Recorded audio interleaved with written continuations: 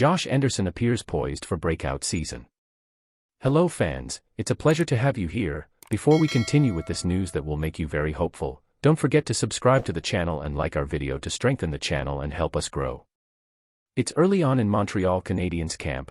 Justin Barron comments on what it was like to face Sidney Crosby, Nathan MacKinnon and Brad Marchand.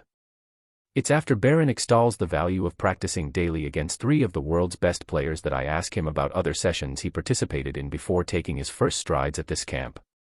The Halifax native was one of 40 players to arrive weeks early in Brossard, Quebec, and they asked him who caught his attention with the informal training sessions in which he participated. Without hesitation, he replied, "I think Andy looked really good." It's what Barron says next about Josh Anderson that really only resonates with me. He was hurt so much throughout the end of last year, so it's probably just because I hadn't seen him for a while, Barron said. Obviously, he's a great player. His speed, just how strong he is taking pucks to the net, he looked, I thought, really good.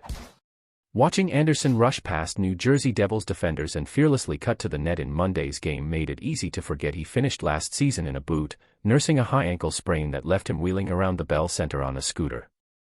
The 6'3", 224-pound winger was reduced to nearly half his size after Tampa Bay's Mikhail Sergachev hauled him down late in the final seconds of a 3-2 Canadiens win on March 21. Anderson went crashing into the post, narrowly missing his bid for his 22nd goal of the season, and came up incapable of putting any weight on his right leg. But on Monday, Anderson looked as big, fast and sturdy on his 2 feet as we've seen him since he first arrived in Montreal via trade in October 2020. If not for Jack Hughes, who had a goal and 2 assists in the 4-2 win for the Devils, he'd have been the first star of the game. What really stood out was how dominant he was throughout the entire game. He was a constant threat from puck drop to closing buzzer, showing the traits that made him so appealing to former general manager Marc Bergevin, who traded Max Domi to the Columbus Blue Jackets to acquire him 3 years ago. Since then, Anderson has been, at times, electric and, at other times, static. While he's produced consistent numbers, 17 goals and 24 points in 52 games followed by 19 goals and 32 points in 69 games of the 2021-22 season, and 21 goals and 32 points in 69 games last season, he hasn't been consistent from game to game or within the games themselves. Anderson scored 27 goals and had 47 points in 82 games with the Blue Jackets in 2018-19. He suffered a shoulder injury the following season and managed only 1 goal and 4 points in 26 games as he tried to play through it.